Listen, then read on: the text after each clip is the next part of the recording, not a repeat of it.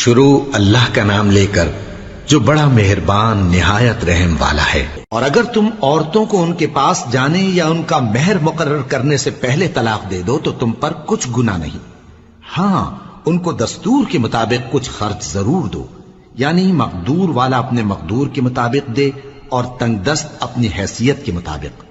نیک لوگوں پر یہ ایک طرح کا حق ہے۔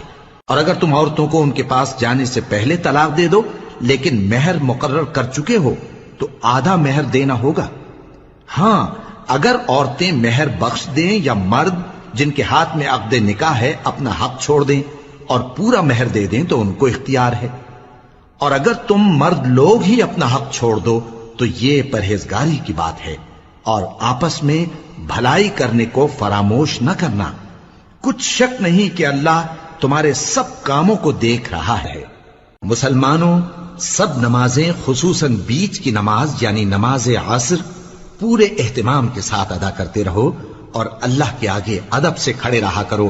پھر اگر تم خوف کی حالت میں ہو تو پیادے یا سوار جس حال میں ہو نماز پڑھ لو۔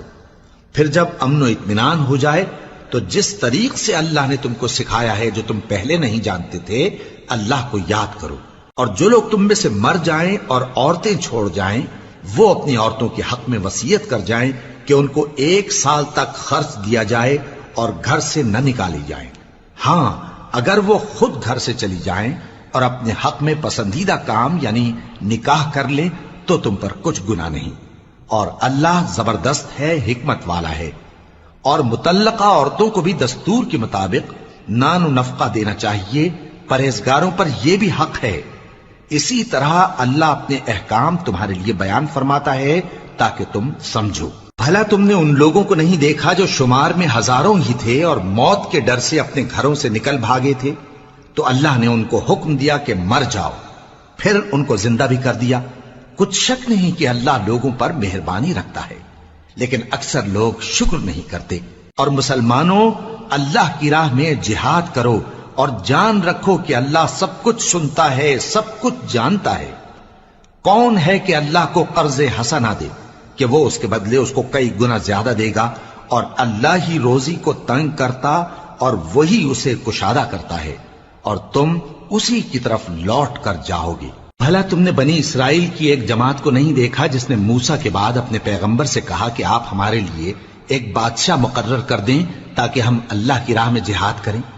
پیغمبر نے کہا کہ اگر تم کو جہاد کا حکم دیا جائے تو ایسا تو نہیں کہ لڑنے سے پہلو تہی کرو۔ وہ کہنے لگے کہ ہم اللہ کی راہ میں کیوں نہ لڑیں گے جبکہ ہم وطن سے خارج اور بال بچوں سے جدا کر دیے گئے۔ پھر جب ان کو جہاد کا حکم دیا گیا تو چند اشخاص کے سوا سب پھر گئے، اور اللہ ظالموں سے خوب واقف ہے۔ اور پیغمبر نے ان سے یہ بھی کہا کہ اللہ نے تم پر طالوت کو بادشاہ مقرر فرمایا ہے۔ وہ بولے کہ اسے ہم پر بادشاہی کا حق کیوں کر ہو سکتا ہے؟ اس سے بڑھ کر بادشاہی کے مستحق تو ہم ہیں، اور اس کے پاس تو بہت سی دولت بھی نہیں۔ پیغمبر نے کہا کہ اللہ نے اس کو تم پر فضیلت دی ہے اور بادشاہی کے لیے منتخب فرمایا ہے۔ اس نے اسے علم بھی بہت سا بخشا ہے اور تن و توش بھی بڑا عطا کیا ہے، اور اللہ کو اختیار ہے جسے چاہے بادشاہی بخشے، وہ بڑا کشائش والا ہے، دانا ہے۔ اور پیغمبر نے ان سے کہا کہ ان کی یعنی طالوت کی بادشاہی کی نشانی یہ ہے کہ تمہارے پاس وہ صندوق آئے گا جس کو فرشتے اٹھائے ہوئے ہوں گے، اس میں تمہارے پروردگار کی طرف سے تسلی بخشنے والی چیز ہوگی اور کچھ اور چیزیں بھی ہوں گی جو موسیٰ اور ہارون چھوڑ گئے تھے۔ اگر تم ایمان رکھتے ہو تو یہ تمہارے لیے ایک بڑی نشانی ہے۔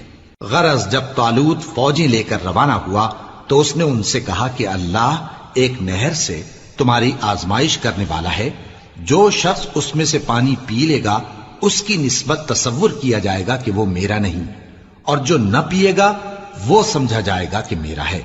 ہاں اگر کوئی ہاتھ سے چلو بھر پانی لے لے تو خیر۔ جب وہ لوگ نہر پر پہنچے تو چند آدمیوں کے سوا سب نے پانی پی لیا۔ پھر جب طالوت اور مومن لوگ جو اس کے ساتھ تھے نہر کے پار ہو گئے تو کہنے لگے کہ آج ہم میں جالوت اور اس کے لشکر سے مقابلہ کرنے کی طاقت نہیں۔ جو لوگ یقین رکھتے تھے کہ ان کو اللہ کے روبرو حاضر ہونا ہے وہ کہنے لگے کہ بسا اوقات تھوڑی سی جماعت نے اللہ کے حکم سے بڑی جماعت پر فتح حاصل کی ہے، اور اللہ ثابت قدم رہنے والوں کے ساتھ ہے۔ اور جب وہ لوگ جالوت اور اس کے لشکر کے مقابل میں آئے تو اللہ سے دعا کی کہ اے پروردگار، ہم پر صبر کے دہانے کھول دے اور ہمیں لڑائی میں ثابت قدم رکھ اور لشکر کفار پر فتح یاب کر۔ تو طالوت کی فوج نے اللہ کے حکم سے ان کو شکست دے دی، اور داؤد نے جالوت کو قتل کر ڈالا، اور اللہ نے ان کو بادشاہی اور دانائی بخشی اور جو کچھ چاہا سکھایا۔ اور اگر اللہ لوگوں کو ایک دوسرے پر چڑھائی اور حملہ کرنے سے نہ ہٹاتا رہتا تو کرۂ ارض تباہ ہو جاتا، لیکن اللہ اہل عالم پر بڑا مہربان ہے۔ یہ اللہ کی آیتیں ہیں جو ہم تم کو سچائی کے ساتھ پڑھ کر سناتے ہیں، اور اے محمد صلی اللہ علیہ وآلہ وسلم، تم بلا شبہ پیغمبروں میں سے ہو۔